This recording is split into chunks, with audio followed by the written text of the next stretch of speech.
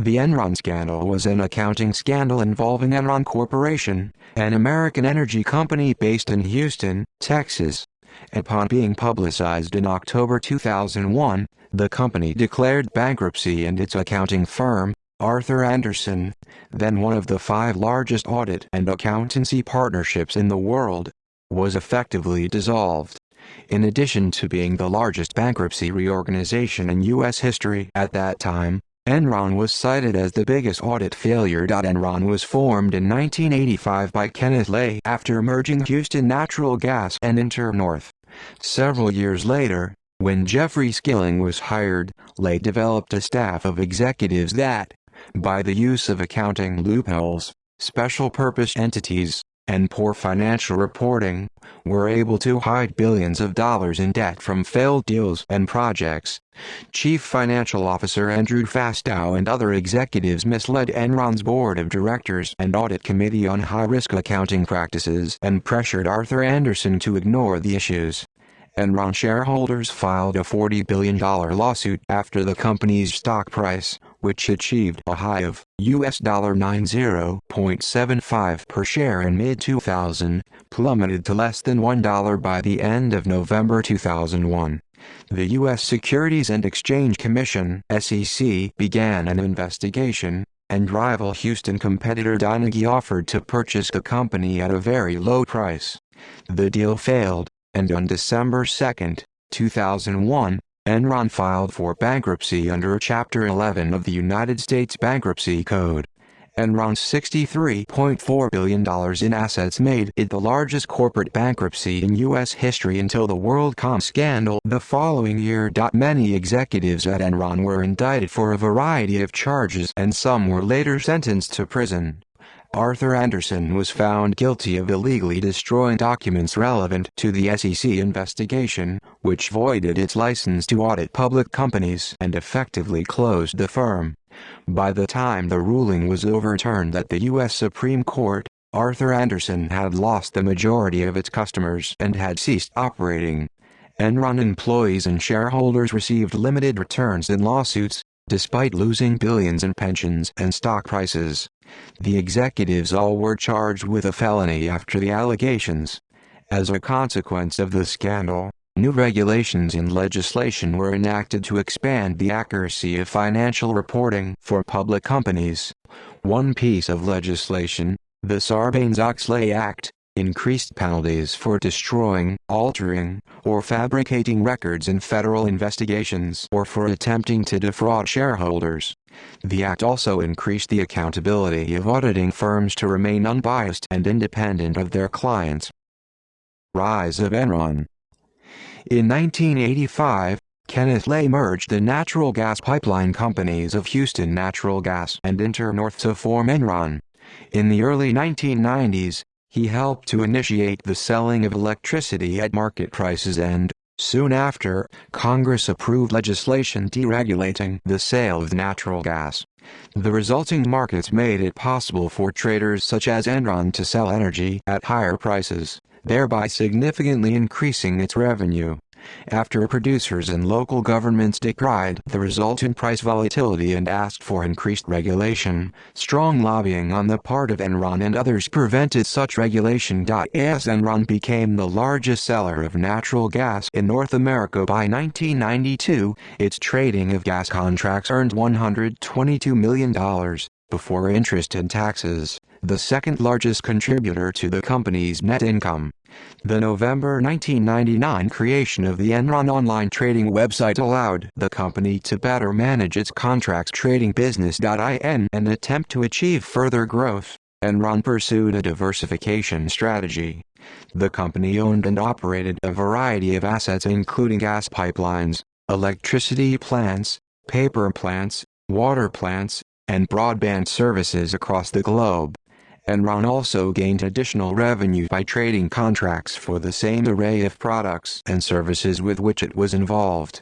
This included setting up power generation plants in developing countries and emerging markets including the Philippines, Subic Bay, Indonesia and India. Enron's stock increased from the start of the 1990s until year-end 1998 by 311%. only modestly higher than the average rate of growth in the Standard & Poor 500 index. However, the stock increased by 56% in 1999 and a further 87% in 2000, compared to a 20% increase and a 10% decrease for the index during the same years. By December 31, 2000, Enron stock was priced at $83.13 and its market capitalization exceeded $60 billion, 70 times earnings and 6 times book value, an indication of the stock market's high expectations about its future prospects. In addition, Enron was rated the most innovative large company in America in Fortune's Most Admired Companies survey. Causes of downfall. Enron's complex financial statements were confusing to shareholders and analysts. In addition, its complex business model and unethical practices required that the company use accounting limitations to misrepresent earnings and modify the balance sheet to indicate favorable performance. Further, some speculative business ventures proved disastrous. The combination of these issues later resulted in the bankruptcy of Enron, and the majority of them were perpetuated by the indirect knowledge or direct actions of Lay, Skilling, Andrew Fastow, and other executives such as Rebecca Mark. Lay served as the chairman of Enron in its last few years, and approved of the actions of Skilling and Fastow, although he did not always inquire about the details. Skilling constantly focused on meeting Wall Street expectations, advocated the use of mark-to-market accounting based on market value, which was then inflated, and pressured Enron executives to find new ways to hide its debt. Fastow and other executives created off-balance sheet vehicles, complex financing structures, and deals so bewildering that few people could understand them. Revenue recognition. Enron and other energy suppliers earned profits by providing services such as wholesale trading and risk management in addition to building and maintaining electric power plants, natural gas pipelines, storage, and processing facilities. When accepting the risk of buying and selling products, merchants are allowed to report the selling price as revenues and the product's costs as cost of goods sold. In contrast, an agent provides a service to the customer, but does not take the same risks as merchants for buying and selling. Service providers, when classified as agents, may report trading and brokerage fees as revenue, although not for the full value of the transaction. Although trading companies such as Goldman Sachs and Merrill Lynch use the conventional agent model for reporting revenue, where only the trading or brokerage fee would be reported as revenue, Enron instead elected to report the entire value of each of its trades as revenue. This merchant model was considered much more aggressive in the accounting interpretation than the agent model. Enron's method of reporting inflated trading revenue was later adopted by other companies in the energy trading industry in an attempt to stay competitive with the company's large increase in revenue. Other energy companies such as Duke Energy, Reliant Energy, and Donaghy joined Enron in the largest 50 of the revenue-based Fortune 500, owing mainly to their adoption of the same trading revenue accounting as Enron. Between 1996 and 2000, Enron's revenues increased by more than 750%, rising from $13.3 billion in 1996 to $100.7 billion in 2000. This expansion of 65% per year was extraordinary in any industry, including the energy industry, which typically considered growth of 2–3% per year to be respectable. For just the first 9 months of 2001, Enron reported $138.7 billion in revenues, placing the company at the 6th position on the Fortune Global 500. Enron also used creative accounting tricks and purposefully misclassified loan transactions as sales close to quarterly reporting deadlines, similar to the Lehman Brothers Repo 105 scheme in the 2008 financial crisis, or the currency swap concealment of Greek debt by Goldman Sachs. In Enron's case, Merrill Lynch bought Nigerian barges with an alleged buyback guarantee by Enron shortly before the earnings deadline. According to the government, Enron misreported a bridge loan as a true sale, then bought back the barges a few months later. Merrill Lynch executives were tried and in November 2004 convicted for aiding Enron in fraudulent accounting activities. These charges were thrown out on appeal in 2006, after the Merrill Lynch executives had spent nearly a year in prison, with the Fifth U.S. Circuit Court of Appeals in New Orleans calling the conspiracy and wire fraud charges flawed. Expert observers said that the reversal was highly unusual for the Fifth Circuit, commenting that the conviction must have had serious issues in order to be overturned. The Justice Department decided not to retry the case after the reversal of the verdict. Mark-to-market accounting. In Enron's natural gas business, the accounting had been fairly straightforward. In each time period, the company listed actual costs of supplying the gas and actual revenues received from selling it. However, when Skilling joined Enron, he demanded that the trading business adopt mark-to-market accounting, claiming that it would represent true economic value. Enron became the first non-financial company to use the method to account for its complex long-term contracts. Mark-to-market accounting requires that once a long-term contract has been signed, income is estimated as the present value of net future cash flow.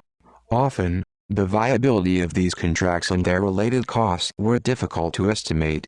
Owing to the large discrepancies between reported profits and cash, investors were typically given false or misleading reports. Under this method, income from projects could be recorded, although the firm might never have received the money, with this income increasing financial earnings on the books.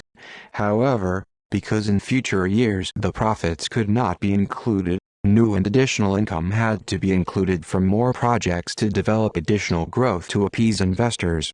As one Enron competitor stated, "If you accelerate your income, then you have to keep doing more and more deals to show the same or rising income." Despite potential pitfalls, the U.S. Securities and Exchange Commission (SEC) approved the accounting method for Enron in its trading of natural gas futures contracts on January 30, 1992. However, Enron later expanded its use to other areas in the company to help it meet Wall Street projections. For one contract, in July 2000, Enron and Blockbuster Video signed a 20-year agreement to introduce on-demand entertainment to various U.S. cities by year's end. After several pilot projects, Enron claimed estimated profits of more than $110 million from the deal, even though analysts questioned the technical viability and market demand of the service. When the network failed to work, Blockbuster withdrew from the contract. Enron continued to claim future profits, even though the deal resulted in a loss. Special purpose entities. Enron used special purpose entities, limited partnerships or companies created to fulfill a temporary or specific purpose to fund or manage risks associated with specific assets. The company elected to disclose minimal details on its use of special purpose entities. These shell companies were created by a sponsor, but funded by independent equity investors and debt financing. For financial reporting purposes, a series of rules dictate whether a special purpose entity is a separate entity from the sponsor. In total, by 2001, Enron had used hundreds of special purpose entities to hide its debt. The company used a number of special purpose entities, such as partnerships in its Thomas and Condor tax shelters, financial asset securitization investment trusts, FASITs, in the Apache deal, real estate mortgage investment conduits, REMICs, in the Steel deal, and REMICs and real estate investment trusts, REITs, in the Cochise deal. The special purpose entities were debauchery schemes used for more than just circumventing accounting conventions. As a result of one violation, Enron's balance sheet understated its liabilities and overstated its equity, and its earnings were overstated. Enron disclosed to its shareholders that it had hedged downside risk in its own illiquid investments using special purpose entities. However, investors were oblivious to the fact that the special purpose entities were actually using the company's own stock and financial guarantees to finance these hedges. This prevented Enron from being protected from the downside risk. Jedi and Chuco. In 1993, Enron established a joint venture in energy investments with CalPERS, The California State Pension Fund, called the Joint Energy Development Investments (JEDI). In 1997, Skilling, serving as Enron's chief operating officer (COO), asked CalPERS to join Enron in a separate investment. CalPERS was interested in the idea, but only if it could be terminated as a partner in JEDI. However, Enron did not want to show any debt from assuming CalPERS' stake in JEDI on its balance sheet. Chief Financial Officer (CFO) Fastow developed the special purpose entity JUCO Investments, a limited partnership (LP) which raised debt guaranteed by Enron and was used to acquire CalPERS' joint venture stake for $383 million. Because of Fastow's organization of JUCO, JEDI's losses were kept off of Enron's balance sheet. In autumn 2001, CalPERS and Enron's arrangement was discovered, which required the discontinuation of Enron's prior accounting method for JUCO and JEDI. This disqualification revealed that Enron's reported earnings from 1997 to mid-2001 would need to be reduced by $405 million and that the company's indebtedness would increase by $628 million. White Wing was the name of a special-purpose entity used as a financing method by Enron. In December 1997, with funding of $579 million provided by Enron and $500 million by an outside investor, White Wing Associates LP was formed. 2 years later, the entity's arrangement was changed so that it would no longer be consolidated with Enron and be counted on the company's balance sheet. White Wing was used to purchase Enron assets, including stakes in power plants, pipelines, stocks, and other investments. Between 1999 and 2001, White Wing bought assets from Enron worth $2 billion, using Enron stock as collateral. Although the transactions were approved by the Enron board, the asset transfers were not true sales and should have been treated instead as loans. LJM and Raptors. In 1999, Fastow formulated two limited partnerships, LJM Cayman LP, LJM1 and LJM2 Co-Investment LP, LJM2, for the purpose of buying Enron's poorly performing stocks and stakes to improve its financial statements.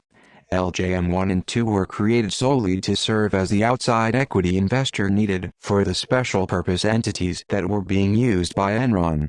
Fastow had to go before the board of directors to receive an exemption from Enron's code of ethics, as he had the title of CFO in order to manage the companies. The two partnerships were funded with around $390 million provided by Wachovia, J.P. Morgan Chase, Credit Suisse First Boston, Citigroup, and other investors.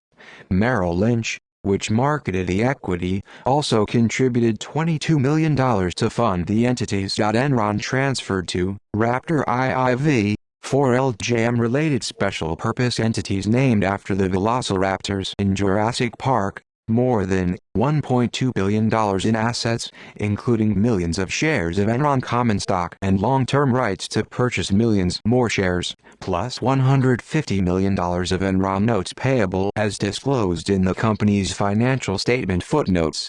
The special-purpose entities had been used to pay for all of this using the entity's debt instruments. The footnotes also declared that the instruments' face amount totaled $1.5 billion. And the entity's notional amount of $2.1 billion had been used to enter into derivative contracts with Enron. Enron capitalized the Raptors, and, in a manner similar to the accounting employed when a company issues stock at a public offering, then booked the notes payable issued as assets on its balance sheet while increasing the shareholders' equity for the same amount. This treatment later became an issue for Enron and its auditor Arthur Andersen, as removing it from the balance sheet resulted in a $1.2 billion decrease in net shareholders' equity. Eventually the derivative contracts worth $2.1 billion lost significant value. Swaps were established at the time the stock price achieved its maximum. During the ensuing year, the value of the portfolio under the swaps fell by $1.1 billion as the stock prices decreased. The loss of value meant that the special purpose entities technically now owed Enron $1.1 billion by the contracts. Enron, using its mark-to-market accounting method, claimed a $500 million gain on the swap contracts in its 2000 annual report. The gain was responsible for offsetting its stock portfolio losses and was attributed to nearly a third of Enron's earnings for 2000, before it was properly restated in 2001. Corporate governance. On paper, Enron had a model board of directors comprising predominantly outsiders with significant ownership stakes and a talented audit committee. In its 2000 review of best corporate boards, Chief Executive included Enron among its 5 best boards. Even with its complex corporate governance and network of intermediaries, Enron was still able to attract large sums of capital to fund a questionable business model, conceal its true performance through a series of accounting and financing maneuvers, and hype its stock to unsustainable levels. Executive compensation. Although Enron's compensation and performance management system was designed to retain and reward its most valuable employees, the system contributed to a dysfunctional corporate culture that became obsessed with short-term earnings to maximize bonuses. Employees constantly tried to start deals, often disregarding the quality of cash flow or profits, in order to get a better rating for their performance review. Additionally, accounting results were recorded as soon as possible to keep up with the company's stock price. This practice helps ensure dealmakers and executives received large cash bonuses and stock options. Enron was constantly emphasizing its stock price. Management was compensated extensively using stock options, similar to other U.S. companies. This policy of stock option awards caused management to create expectations of rapid growth in efforts to give the appearance of reported earnings to meet Wall Street's expectations. Stock tickers was located in the lobbies, elevators, and on company computers. At budget meetings, Skilling would develop target earnings by asking, "What earnings do you need to keep our stock price up?" And that number would be used, even if it was not feasible. On December 31, 2000, Enron had 96 million shares outstanding as stock option plans, approximately 13% of common shares outstanding. Enron's proxy statement stated that, within 3 years, these awards were expected to be exercised. Using Enron's January 2001 stock price of $83.13 and the director's beneficial ownership reported in the 2001 proxy, the value of director stock ownership was $659 million for Lay, and $174 million for Skilling. Skilling believed that if Enron employees were constantly worried about cost, it would hinder original thinking. As a result, extravagant spending was rampant throughout the company, especially among the executives. Employees had large expense accounts and many executives were paid sometimes twice as much as competitors. In 1998, the top 200 highest-paid employees received $193 million from salaries, bonuses, and stock. 2 years later, the figure jumped to $1.4 billion. Risk management. Before its demise, Enron was lauded for its sophisticated financial risk management tools. Risk management was crucial to Enron not only because of its regulatory environment, but also because of its business plan. Enron established long-term fixed commitments which needed to be hedged to prepare for the invariable fluctuation of future energy prices. Enron's downfall was attributed to its reckless use of derivatives and special-purpose entities. By hedging its risks with special-purpose entities which it owned, Enron retained the risks associated with the transactions. This arrangement had Enron implementing hedges with itself. Enron's aggressive accounting practices were not hidden from the board of directors, as later learned by a Senate subcommittee. The board was informed of the rationale for using the White Wing, LJM, and Raptor transactions, and after approving them, received status updates on the entity's operations. Although not all of Enron's widespread improper accounting practices were revealed to the board, the practices were dependent on board decisions. Even though Enron extensively relied on derivatives for its business, the company's finance committee and board did not have enough experience with derivatives to understand what they were being told. The Senate subcommittee argued that had there been a detailed understanding of how the derivatives were organized, the board would have prevented their use. Financial audit. Enron's accounting firm, Arthur Andersen, was accused of applying reckless standards in its audits because of a conflict of interest over the significant consulting fees generated by Enron. During 2000, Andersen earned $25 million in audit fees and $27 million in consulting fees. This amount accounted for roughly 27% of the audit fees of public clients for Andersen's Houston office. The auditor's methods were questioned as either being completed solely to receive its annual fees or for its lack of expertise in properly reviewing Enron's revenue recognition, special entities, derivatives, and other accounting practices. Enron hired numerous certified public accountants, CPAs, as well as accountants who had worked on developing accounting rules with the Financial Accounting Standards Board, FASB. The accountants searched for new ways to save the company money, including capitalizing on loopholes found in generally accepted accounting principles, GAAP, the accounting industry's standards. One Enron accountant revealed, "We tried to aggressively use the literature, GAAP, to our advantage. All the rules create all these opportunities. We got to where we did because we exploited that weakness." Andersen's auditors were pressured by Enron's management to defer recognizing the charges from the special purpose entities as its credit risks became known. Since the entities would never return a profit, accounting guidelines required that Enron should take a write-off, where the value of the entity was removed from the balance sheet at a loss. To pressure Andersen into meeting earnings expectations, Enron would occasionally allow accounting companies Ernst & Young or PricewaterhouseCoopers to complete accounting tasks to create the illusion of hiring a new company to replace Andersen. Although Andersen was equipped with internal controls to protect against conflicted incentives of local partners, it failed to prevent conflict of interest. In one case, Andersen's Houston office, which performed the Enron audit, was able to overrule any critical reviews of Enron's accounting decisions by Andersen's Chicago partner. In addition, after news of SEC investigations of Enron were made public, Andersen would later shred several tons of relevant documents and delete nearly 30,000 emails and computer files, leading to accusations of a cover-up. Revelations concerning Andersen's overall performance led to the breakup of the firm, and to the following assessment by the Powers Committee, appointed by Enron's board to look into the firm's accounting in October 2001. The evidence available to us suggests that Andersen did not fulfill its professional responsibilities in connection with its audits of Enron's financial statements, or its obligation to bring to the attention of Enron's board, or the Audit and Compliance Committee, concerns about Enron's internal contracts over the related party transactions. Audit Committee. Corporate audit committees usually meet just a few times during the year, and their members typically have only modest experience with accounting and finance. Enron's audit committee had more expertise than many others.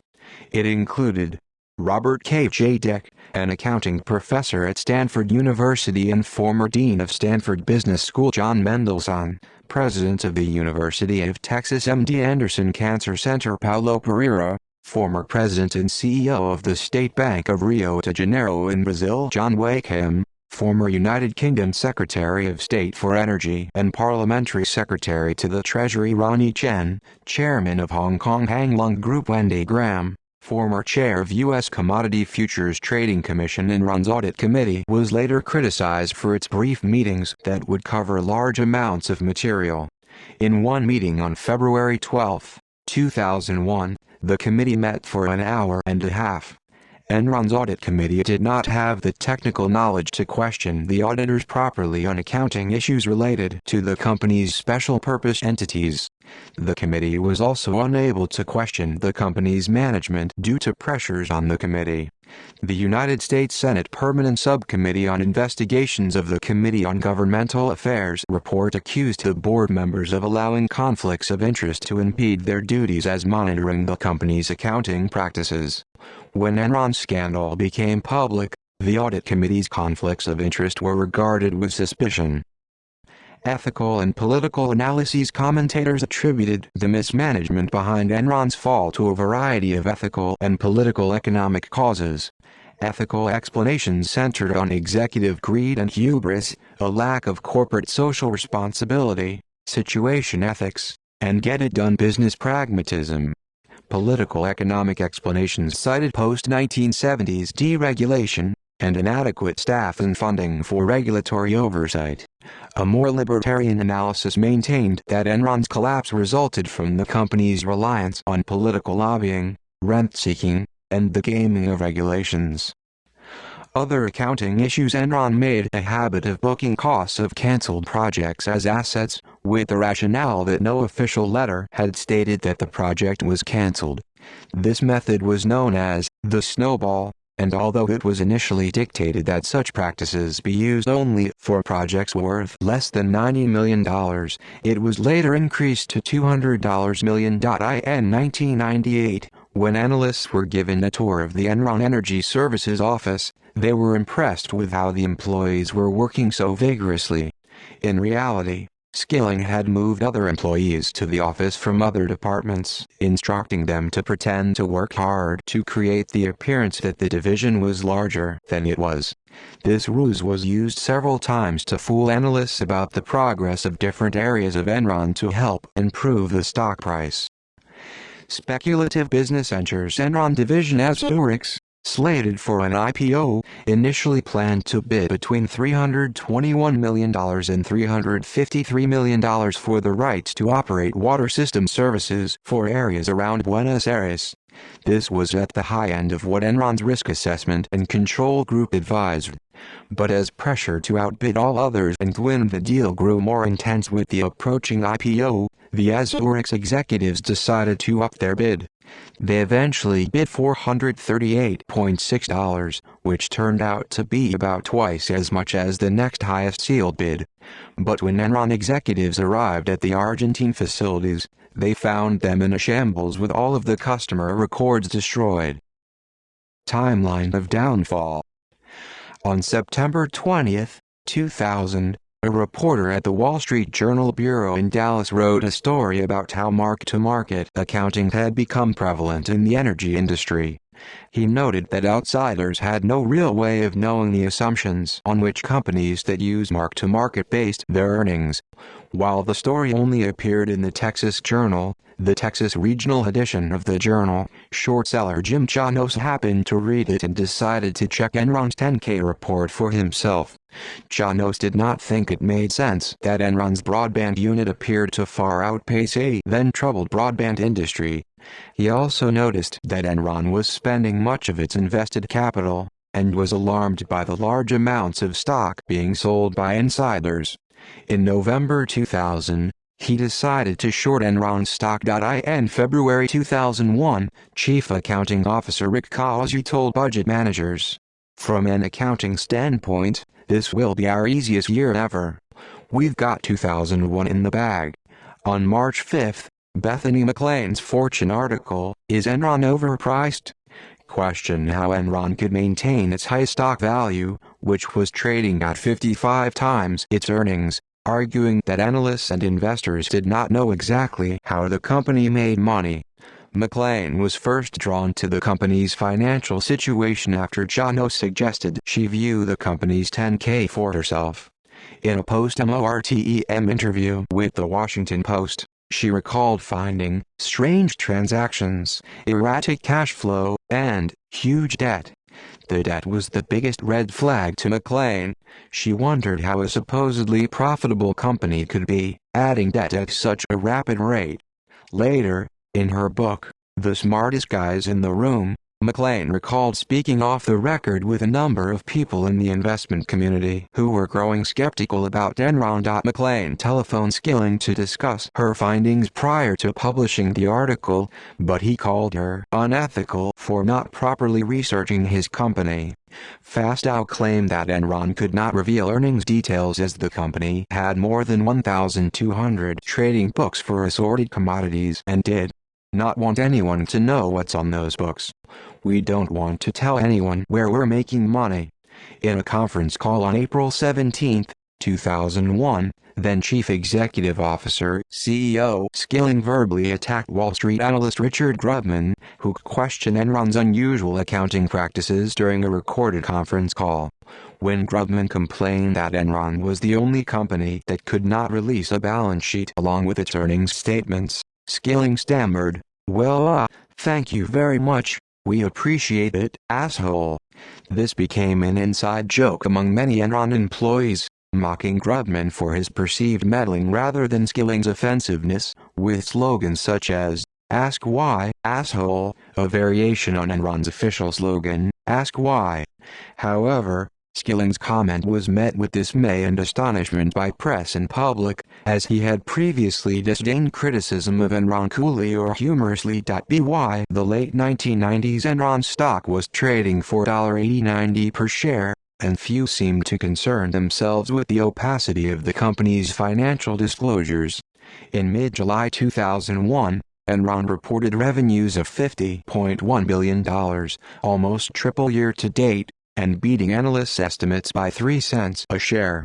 Despite this, Enron's profit margin had stayed at a modest average of about 2.1%, and its share price had decreased by more than 30% since the same quarter of 2000. As time passed, a number of serious concerns confronted the company. Enron had recently faced several serious operational challenges, namely logistical difficulties in operating a new broadband communications trading unit, and the losses from constructing the Double Power Project, a large gas-powered power plant in India that had been mired in controversy since the beginning in relation to its high pricing and bribery at the highest level. These were subsequently confirmed in the 2002 Senate investigation. There was also increasing criticism of the company for the role that its subsidiary Enron Energy Services had in the California electricity crisis of 2000-2001. On August 14, Skilling announced he was resigning his position as CEO after only 6 months, citing personal reasons. Observers noted that in the months before his exit, Skilling had sold at minimum 450,000 shares of Enron at a value of around $33 million, though he still owned over 1 million shares at the date of his departure. Nevertheless, Lay, who was serving as chairman at Enron, assured surprised market watchers that there would be no change in the performance or outlook of the company going forward from Skilling's departure.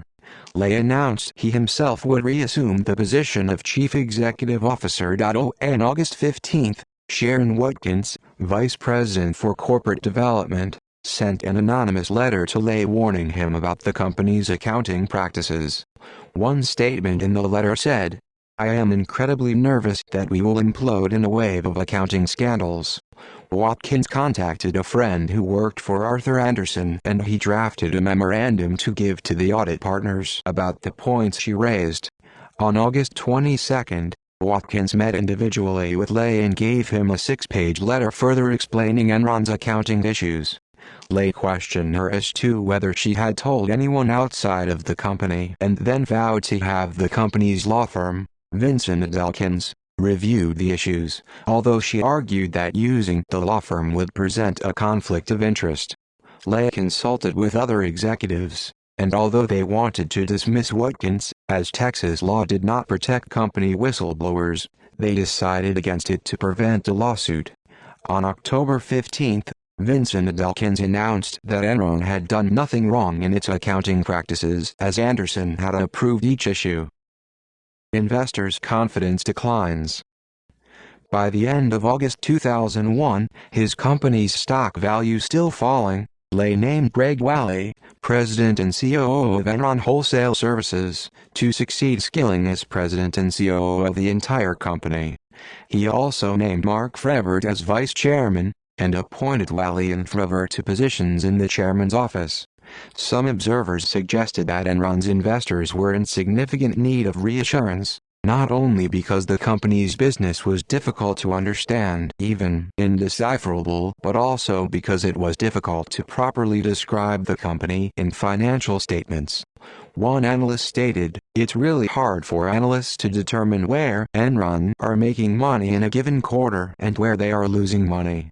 Lay accepted that Enron's business was very complex, but asserted that analysts would never get all the information they want to satisfy their curiosity.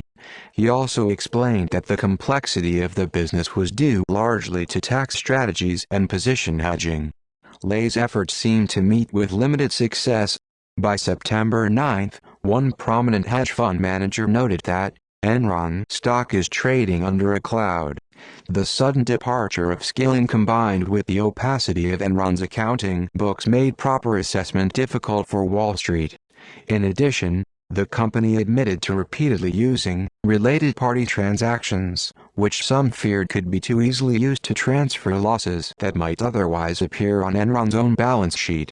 A particularly troubling aspect of this technique was that several of the related party entities had been or were being controlled by CFO Fausto. After the September 11 attacks, media attention shifted away from the company and its troubles.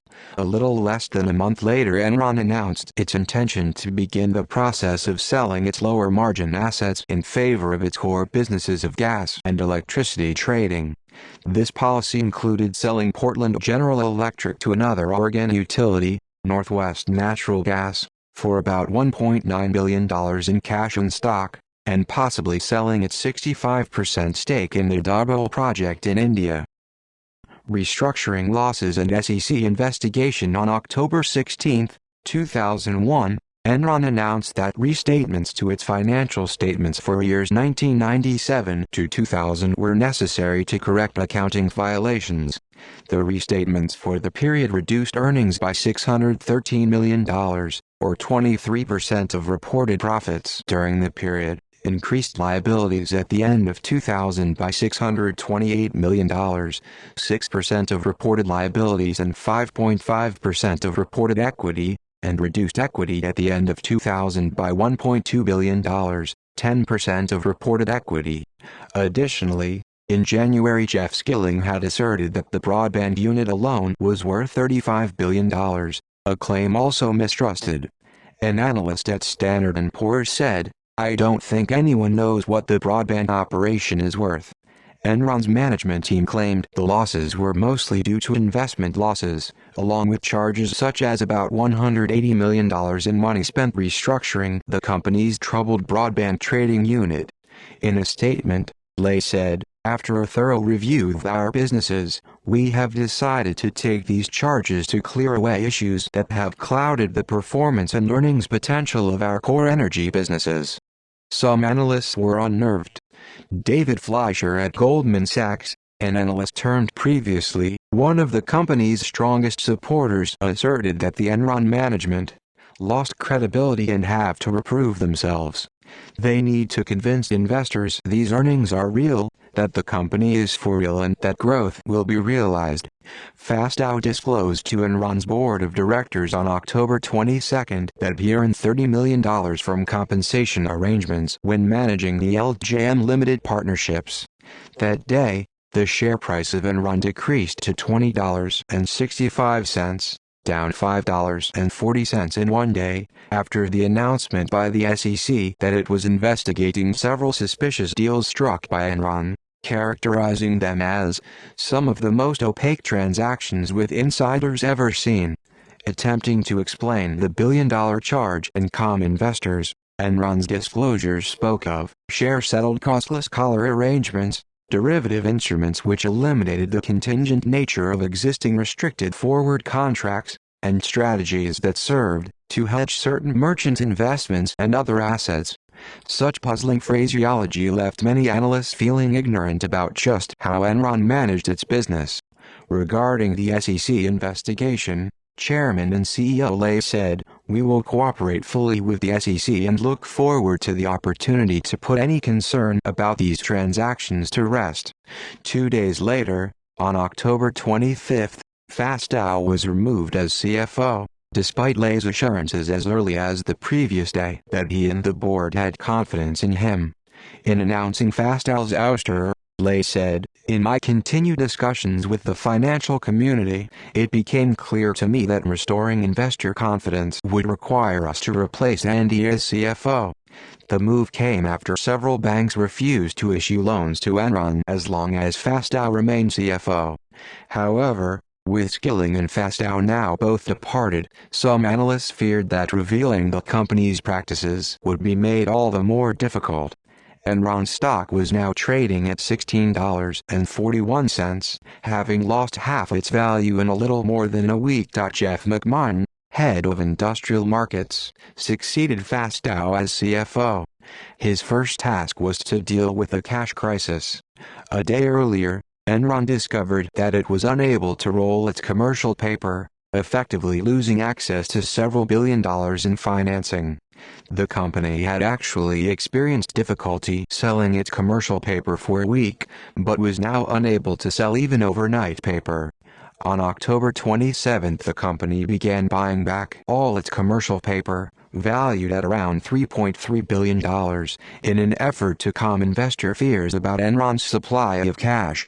Enron financed the repurchase by depleting its lines of credit at several banks. While the company's debt rating was still considered investment grade, its bonds were trading at levels slightly less, making future sales problematic. It soon emerged that Fastow had been so focused on creating off-balance sheet vehicles that he had all but ignored some of the most rudimentary aspects of corporate finance. McMahon and a financial SWAT team put together to find a way out of the cash crisis discovered that Fastow never developed procedures for tracking cash or debt maturities. For all intents and purposes, Enron was liquid. As the month came to a close, serious concerns were being raised by some observers regarding Enron's possible manipulation of accepted accounting rules. However, analysis was claimed to be impossible based on the incomplete information provided by Enron. Industry analysts feared that Enron was the new long-term capital management, the hedge fund whose bankruptcy in 1998 threatened systemic failure of the international financial markets. Enron's tremendous presence worried some about the consequences of the company's possible bankruptcy. Enron executives accepted questions in written form only. Credit rating downgrade. The main short-term danger to Enron's survival at the end of October 2001 seemed to be its credit rating. It was reported at the time that Moody's and Fitch, two of the three biggest credit rating agencies, had slated Enron for review for possible downgrade. Such a downgrade would force Enron to issue millions of shares of stock to cover loans it had guaranteed, which would decrease the value of existing stock further. Additionally, all manner of companies began reviewing their existing contracts with Enron, especially in the long term, in the event that Enron's rating were lowered below investment grade, a possible hindrance for future transactions. Analysts and observers continued their complaints regarding the difficulty or impossibility of properly assessing a company whose financial statements were so cryptic. Some feared that no one at Enron apart from Skilling and Fastow could completely explain years of mysterious transactions. "You're getting way over my head," said Lay during late August 2001 in response to detailed questions about Enron's business, a reaction that worried analysts. On October 29, responding to growing concerns that Enron might have insufficient cash on hand, news spread that Enron was seeking a further $1 to $2 billion in financing from banks. The next day, as feared, Moody's lowered Enron's credit rating from BA1 to BA2, two levels above junk status. Standard & Poor's affirmed Enron's rating of BBB+, the equivalent of Moody's BA1. Moody's also warned that it would downgrade Enron's commercial paper rating, the consequence of which would likely prevent the company from finding the further financing it sought to keep solvent. November began with the disclosure that the SEC was now pursuing a formal investigation, prompted by questions related to Enron's dealings with related parties. Enron's board also announced that it would commission a special committee to investigate the transactions, directed by William C. Powers, the dean of the University of Texas Law School. The next day, an editorial in the New York Times demanded an aggressive investigation into the matter. Enron was able to secure an additional $1 billion in financing from crosstown rival Donaghy on November 2, but the news was not universally admired in that the debt was secured by assets from the company's valuable Northern Natural Gas and Transwestern Pipeline. Proposed buyout by Donaghy sources claimed that Enron was planning to explain its business practices more fully within the coming days, as a confidence-building gesture. Enron stock was now trading at around $7, and by this time it was obvious that Enron could not stay independent. However, investors worried that the company would not be able to find a buyer. After Enron had received a wide spectrum of rejections, Enron management apparently found a buyer when the board of Donaghy, another energy trader based in Houston, voted late at night on November 7 to acquire Enron at a very low price of about $8 billion in stock. Chevron Texaco, which at the time owned about a quarter of Donaghy, agreed to provide Enron with $2.5 billion in cash, specifically $1 billion at first and the rest when the deal was completed. Donaghy would also be required to assume nearly $13 billion of debt, plus any other debt hitherto occluded by the Enron management secret to business practices, possibly as much as $10 billion in hidden debt. Donaghy and Enron confirmed their deal on November 8, 2001. With Enron in a state of near collapse, the deal was largely on Donaghy's terms. Donaghy would be the surviving company, and Donaghy CEO Charles Watson and his management team would head the merged company. Enron shareholders would get a 40% stake in the enlarged Donaghy, and Enron would get 3 seats on the merged company's board. Lay would not have any management role, though it was presumed he would get one of Enron's seats on the board. Of Enron's senior executives, only Wally would join the merged company's C-suite as an executive vice president. Donaghy agreed to invest $1.5 billion into Enron to keep it alive until the deal closed. As a measure of how dire Enron's financial picture had become, the company initially balked at paying its bills for November until the credit agencies gave the merger their blessing and allowed Enron to keep its credit at investment grade. By this time, the Donaghy deal was virtually the only thing keeping the company alive, and Enron officials wanted to keep as much cash in the company's coffers in the event of bankruptcy. Had the credit agencies balked at the deal and reduced Enron to junk status, its ability to trade would be severely limited if there was a reduction or elimination of its credit lines with competitors. Ultimately, after Enron and Donaghy retooled the deal to make it harder for Donaghy to trigger the material adverse change clause and pull out, Moody's and S&P agreed to drop Enron to one notch above junk status, allowing Enron to pay its bills one day late with interest. Commentators remarked on the different corporate cultures between Donaghy and Enron, and on Watson's straight-talking personality. Some wondered if Enron's troubles had not simply been the result of innocent accounting errors. By November, Enron was asserting that the billion-plus, one-time charges disclosed in October should in reality have been $200 million, with the rest of the amount simply corrections of dormant accounting mistakes. Many feared other mistakes and restatements might yet be revealed. Another major correction of Enron's earnings was announced on November 9, with a reduction of $591 million of the stated revenue of years 1997-2000. The charges were said to come largely from 2 special-purpose partnerships, Jedi and Juco. The corrections resulted in the virtual elimination of profit for fiscal year 1997, with significant reductions for the other years. Despite this disclosure, Donaghy declared it still intended to purchase Enron.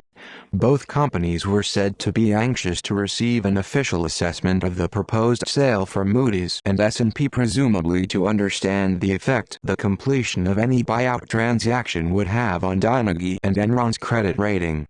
In addition, concerns were raised regarding antitrust regulatory restrictions resulting in possible divestiture, along with what to some observers were the radically different corporate cultures of Enron and Donaghy. Both companies promoted the deal aggressively, and some observers were hopeful.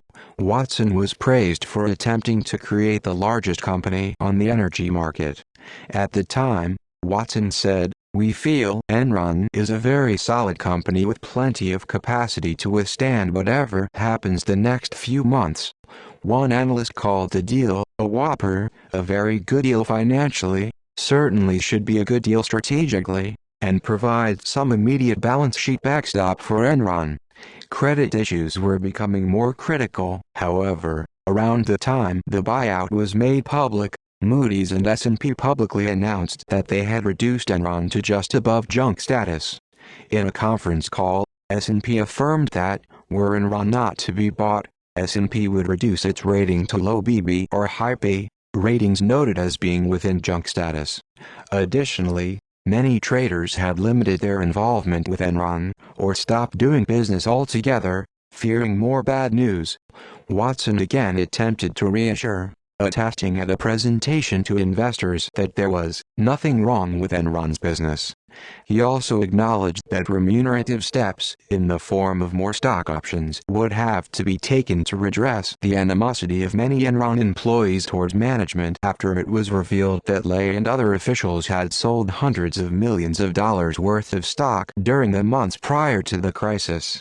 The situation was not helped by the disclosure that Lay, his reputation in tatters, stood to receive a payment of $60 million as a change of control fee subsequent to the Donaghy acquisition, while many Enron employees had seen their retirement accounts, which were based largely on Enron stock, ravaged as the price decreased 90% in a year.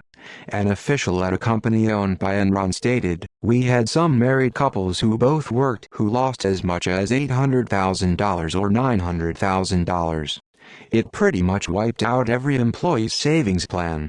Watson assured investors that the true nature of Enron's business had been made apparent to him. "We have comfort there is not another shoe to drop. If there is no shoe, this is a phenomenally good transaction." Watson further asserted that Enron's energy trading part alone was worth the price Donaghy was paying for the whole company. By mid-November, Enron announced it was planning to sell about $8 billion worth of underperforming assets, along with a general plan to reduce its scale for the sake of financial stability. On November 19, Enron disclosed to the public further evidence of its critical state of affairs. Most pressingly that the company had debt repayment obligations in the range of $9 billion by the end of 2002.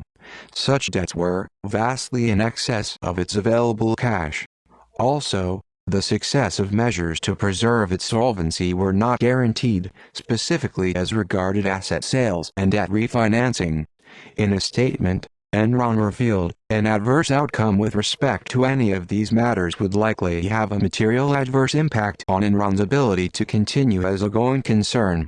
2 days later, on November 21, Wall Street expressed serious doubts that Donaghy would proceed with its deal at all, or would seek to radically renegotiate. Furthermore, Enron revealed in a 10-Q filing that almost all the money it had recently borrowed for purposes including buying its commercial paper, or about $5 billion, had been exhausted in just 50 days. Analysts were unnerved at the revelation, especially since Donaghy was reported to have also been unaware of Enron's rate of cash use. In order to end the proposed buyout, Donaghy would need to legally demonstrate a material change in the circumstances of the transaction. As late as November 22, sources close to Donaghy were skeptical that the latest revelations constituted sufficient grounds. Indeed, while Lay assumed that one of his underlings had shared the 10-Q with Donaghy officials, no one at Donaghy saw it until it was released to the public. It subsequently emerged that Enron's traders had grabbed much of the money from Donaghy's cash infusion and used it to guarantee payment to their trading partners. When it came time to settle UP, the SEC announced it had filed civil fraud complaints against Anderson. A few days later, sources claimed Enron and Donaghy were renegotiating the terms of their arrangement. Donaghy now demanded Enron agree to be bought for $4 billion rather than the previous $8 billion. Observers were reporting difficulties in ascertaining which of Enron's operations, if any, were profitable. Reports described an en masse shift of business to Enron's competitors for the sake of risk exposure reduction. Bankruptcy.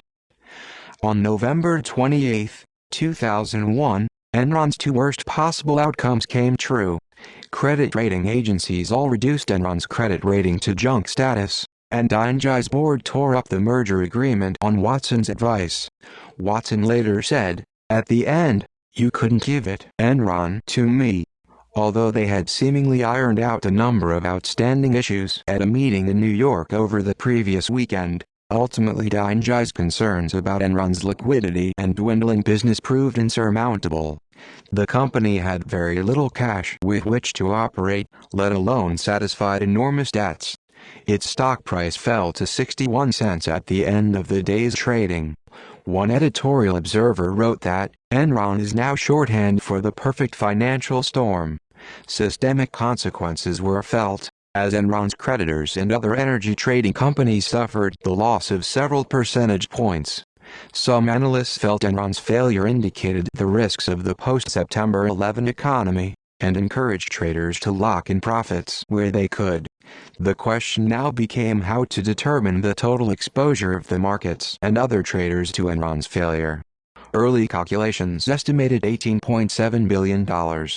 One advisor stated, "We don't really know who is out there exposed to Enron's credit. I'm telling my clients to prepare for the worst." Within 24 hours, speculation abounded that Enron would have no choice but to file for bankruptcy. Enron was estimated to have about $23 billion in liabilities from both debt outstanding and guaranteed loans. Citigroup and J.P. Morgan Chase in particular appear to have significant amounts to lose with Enron's bankruptcy. Additionally, many of Enron's major assets were pledged to lenders in order to secure loans, causing doubt about what, if anything, unsecured creditors and eventually stockholders might receive in bankruptcy proceedings. As it turned out, new corporate treasurer Ray Bowen had known as early as the day Carnegie pulled out of the deal that Enron was headed for bankruptcy. He spent most of the next 2 days scrambling to find a bank who would take Enron's remaining cash after pulling all of its money out of Citibank. He was ultimately forced to make do with a small Houston bank. By the close of business on November 30, 2001, it was obvious Enron was at the end of its tether. That day, Enron Europe, the holding company for Enron's operations in continental Europe, filed for bankruptcy. The rest of Enron followed suit the following night, December 1, when the board voted unanimously to file for Chapter 11 protection. It became the largest bankruptcy in U.S. history, surpassing the 1970 bankruptcy of the Penn Central. WorldCom's bankruptcy the next year surpassed Enron's bankruptcy, so the title was short-held, and resulted in 4,000 lost jobs. The day that Enron filed for bankruptcy, thousands of employees were told to pack their belongings and given 30 minutes to vacate the building. Nearly 62% of 15,000 employees' savings plans relied on Enron stock that was purchased at $83 in early 2001 and was now practically worthless. On January 17, 2002, Enron dismissed Arthur Andersen as its auditor, citing its accounting advice and the destruction of documents. Andersen countered that it had already ended its relationship with the company when Enron became bankrupt. Trials. Enron. Fastow and his wife, Lee, both pleaded guilty to charges against them. Fastow was initially charged with 98 counts of fraud, money laundering, insider trading, and conspiracy, among other crimes. Fastow pleaded guilty to 2 charges of conspiracy and was sentenced to 10 years with no parole in a plea bargain to testify against Lay, Skilling, and Causey. Lee was indicted on 6 felony counts, but prosecutors later dismissed them in favor of a single misdemeanor tax charge. Lee was sentenced to 1 year for helping her husband hide income from the government. Lay and Skilling went on trial for their part in the Enron scandal in January 2006. The 53-count, 65-page indictment covers a broad range of financial crimes, including bank fraud, making false statements to banks and auditors, securities fraud, wire fraud, money laundering, conspiracy, and insider trading. United States District Judge Sim Lake had previously denied motions by the defendants to have separate trials and to relocate the case out of Houston, where the defendants argued the negative publicity concerning Enron's demise would make it impossible to get a fair trial. On May 25, 2006, the jury in the Lay and Skilling trial returned its verdicts. Skilling was convicted of 19 of 28 counts of securities fraud and wire fraud and acquitted on the remaining 9, including charges of insider trading. He was sentenced to 24 years and 4 months in prison. In 2013, the United States Department of Justice reached a deal with Skilling, which resulted in 10 years being cut from his sentence. Lay pleaded not guilty to the 11 criminal charges and claimed that he was misled by those around him. He attributed the main cause for the company's demise to Fastow. Lay was convicted of all 6 counts of securities and wire fraud for which he had been tried, and he was subject to a maximum total sentence of 45 years in prison. However, before sentencing was scheduled, Lay died on July 5, 2006. At the time of his death, the SEC had been seeking more than $90 million from Lay in addition to civil fines. The case of Lay's wife, Linda, is a difficult one. She sold roughly 500,000 shares of Enron 10 minutes to 30 minutes before the information that Enron was collapsing went public on November 28, 2001. Linda was never charged with any of the events related to Enron. Although Michael Copper worked at Enron for more than 7 years, Lay did not know of Copper even after the company's bankruptcy. Copper was able to keep his name anonymous in the entire affair. Copper was the first Enron executive to plead guilty. Chief Accounting Officer Rick Causey was indicted with 6 felony charges for disguising Enron's financial condition during his tenure. After pleading not guilty, he later switched to guilty and was sentenced to 7 years in prison. All told, 16 people pleaded guilty for crimes committed at the company, and 5 others, including 4 former Merrill Lynch employees, 3 of whose convictions were subsequently overturned on appeal, were found guilty. 8 former Enron executives testified, the main witness being Fastow, against Lay and Skilling, his former bosses. Another was Kenneth Rice, the former chief of Enron Corporation's high-speed internet unit, who cooperated and whose testimony helped convict Skilling and Lay. In June 2007, he received a 27-month sentence. Michael W. Krautz, a former Enron accountant, was among the accused who was acquitted of charges related to the scandal. Represented by Barry Pollock, Krautz was acquitted of federal criminal fraud charges after a month-long jury trial. Arthur Andersen. Arthur Andersen was charged with and found guilty of obstruction of justice for shredding the thousands of documents and deleting emails and company files that tied the firm to its audit of Enron. Although only a small number of Arthur Andersen's employees were involved with the scandal, the firm was effectively put out of business. The SEC is not allowed to accept audits from convicted felons. The company surrendered its CPA license on August 31, 2002, and 85,000 employees lost their jobs. The conviction was later overturned by the U.S. Supreme Court due to the jury not being properly instructed on the charge against Andersen. The Supreme Court ruling theoretically left Andersen free to resume operations. However, the damage to the Andersen name has been so great that it has not returned as a viable business even on a limited scale. NatWest 3. Giles Darby, David Birmingham, and Gary Mulgrew worked for Greenwich NatWest. The 3 British men had worked with Fastow on a special purpose entity he had started called SwapSub. When Fastow was being investigated by the SEC, the 3 men met with the British Financial Services Authority, FSA, in November 2001 to discuss their interactions with Fastow. In June 2002, the U.S. issued warrants for their arrest on 7 counts of wire fraud, and they were then extradited. On July 12, a potential Enron witness scheduled to be extradited to the U.S., Neil Kohlbeck, was found dead in a park in northeast London. Colbeck's death was eventually ruled to have been a suicide. The U.S. case alleged that Colbeck and others conspired with Fastow. In a plea bargain in November 2007, the trio pleaded guilty to one count of wire fraud while the other 6 counts were dismissed. Darby, Birmingham, and Mulgrew were each sentenced to 37 months in prison. In August 2010, Birmingham and Mulgrew retracted their confessions. Aftermath. Employees and shareholders.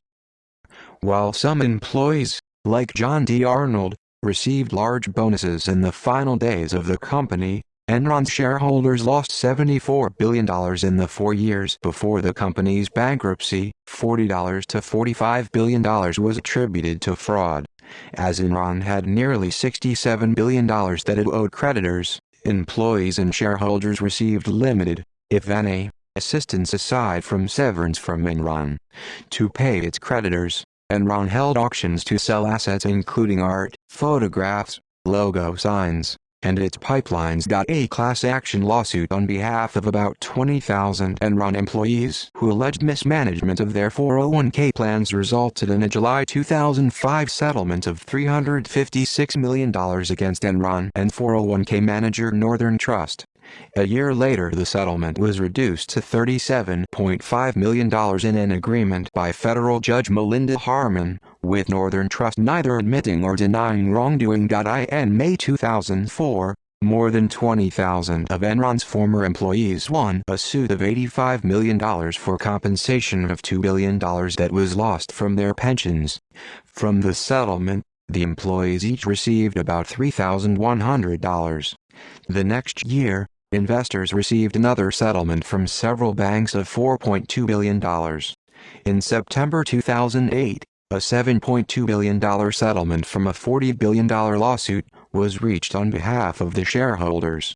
The settlement was distributed among the main plaintiff, University of California, UC, and 1.5 million individuals and groups. UC's law firm Coughlin Stoya Geller Rudman and Robbins received $688 million in fees, the highest in a U.S. securities fraud case. At the distribution, UC announced in a press release, "We are extremely pleased to be returning these funds to the members of the class. Getting here has required a long, challenging effort, but the results for Enron investors are unprecedented." Sarbanes-Oxley Act. Between December 2001 and April 2002, the Senate Committee on Banking, Housing, and Urban Affairs and the House Committee on Financial Services held multiple hearings about the Enron scandal and related accounting and investor protection issues. These hearings and the corporate scandals that followed Enron led to the passage of the Sarbanes-Oxley Act on July 30, 2002. The act is nearly a mirror image of Enron. The company's perceived corporate governance failings are matched virtually point for point in the principal provisions of the act. The main provisions of the Sarbanes-Oxley Act included the establishment of the Public Company Accounting Oversight Board to develop standards for the preparation of audit reports, the restriction of public accounting companies from providing any non-auditing services when auditing, provisions for the independence of audit committee members, executives being required to sign off on financial reports, and relinquishment of certain executives' bonuses in case of financial restatements, and expanded financial disclosure of companies' relationships with unconsolidated entities. On February 13, 2002, due to the instances of corporate malfeasances and accounting violations, the SEC recommended changes of the stock exchange's regulations. In June 2002, the New York Stock Exchange announced a new governance proposal, which was approved by the SEC in November 2003. The main provisions of the final NYSE proposal include, all companies must have a majority of independent directors. Independent directors must comply with an elaborate definition of independent directors. The Compensation Committee, Nominating Committee, and Audit Committee shall consist of independent directors. All audit committee members should be financially literate. In addition, at least one member of the audit committee is required to have accounting or related financial management expertise. In addition to its regular sessions, the board should hold additional sessions without management. Criticism of the Bush administration. Kenneth Lay was a longtime supporter of U.S. President George W. Bush and a donor to his various political campaigns, including his successful bid for the presidency in 2000. As such, critics of Bush and his administration attempted to link them to the scandal. A January 2002 article in The Economist claimed that Lay had been a close personal friend of Bush's family and had backed him financially since his unsuccessful campaign for Congress in 1978. Allegedly, Lay was even rumored at one point to be in the running to serve as Secretary of Energy for Bush. In an article that same month, Time magazine accused the Bush administration of making desperate attempts to distance themselves from the scandal. According to author Frank Pellegrini, various Bush appointments held connections to Enron, including Deputy White House Chief of Staff Karl Rove as a stockholder, Secretary of the Army Thomas E. White Jr. as a former executive, and SEC Chairman Harvey Pitt, a former employee of Arthur Andersen. Former Montana Governor Mark Resicott, whom Bush considered for appointment for Secretary of the Interior, briefly served as a lobbyist for the company after leaving office.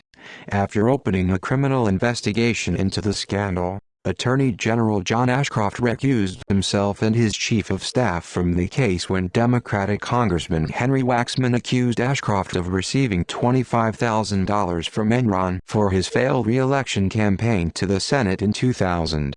As Pellegrini wrote, the Democrats will have the company he keeps, guilt by association thing on their side, and with all the general whiff of rich man's cover-up about the whole affair, they'll have the class warfare card to play this spring. See also: The Crooked E, The Unshredded Truth About Enron, television film about the rise and fall of Enron, based on Anatomy of Greed, a 2002 book by an ex-employee Enron, The Smartest Guys in the Room, 2005 documentary based on the eponymous 2003 book about the scandal Law and Order, Criminal Intent episode, Tuxedo Hill, 2002 television episode inspired by the Enron scandal Enron, 2009 play by British playwright Lucy Preble about the scandal Arthur Andersen LLPV, United States, conviction in United States District Court subsequently overturned by United States Supreme Court. The Enron Corpus, a database of more than 600,000 emails between Enron executives, made public and used extensively in social networking research. Notes. References: McLean, Bethany, Peter Elkind, 2003. The Smartest Guys in the Room. New York, Portfolio Trade. ISBN 978-1-59184-0084. Darren, Balaji, William R. Buffkins, 2004. Enron, Corporate Fiascos and Their Implications, PDF. Foundation Press. ISBN 978-1-58778-5788. Archived from the original PDF on October 18, 2010. Further reading: Bryce, Robert, December 17, 2008. Pipe Dreams, Greed, Ego, and the Death of Enron. Public Affairs. ISBN 978-1-586482015. Collins, Dennis, May 24, 2006. Behaving Badly: Ethical Lessons from Enron. Dog Ear Publishing, LLC. ISBN 978-1-598-58160-7.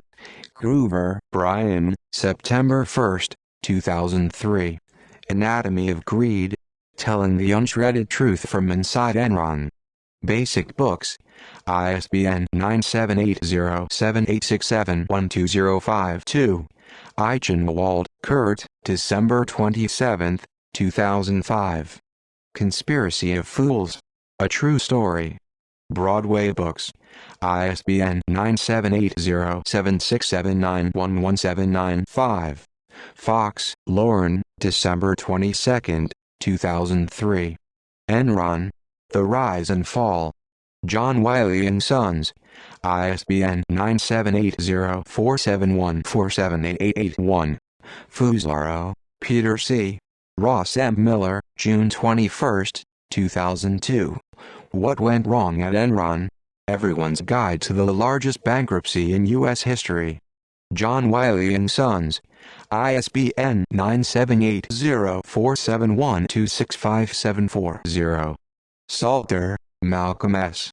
June 30, 2008. Innovation Corrupted: The Origins and Legacy of Enron's Collapse. Harvard University Press. ISBN 9780674028258. Swartz, Mary. Sharon Watkins, March 9, 2004. Power Failure: The Inside Story of the Collapse of Enron. Broadway Business. ISBN 9780767913683. Toffler, Barbara Lay. Jennifer Reingold, April 13, 2004. Final Accounting, Ambition, Greed and the Fall of Arthur Andersen. Broadway Business. ISBN 9780767913836. External links: The short film Enron Bankruptcy, February 7, 2002 is available for free download at the Internet Archive. Documentary series from Core TV, Now True TV, Mugshots, Enron, Wall Street Scammers episode 2002 at Film Rise.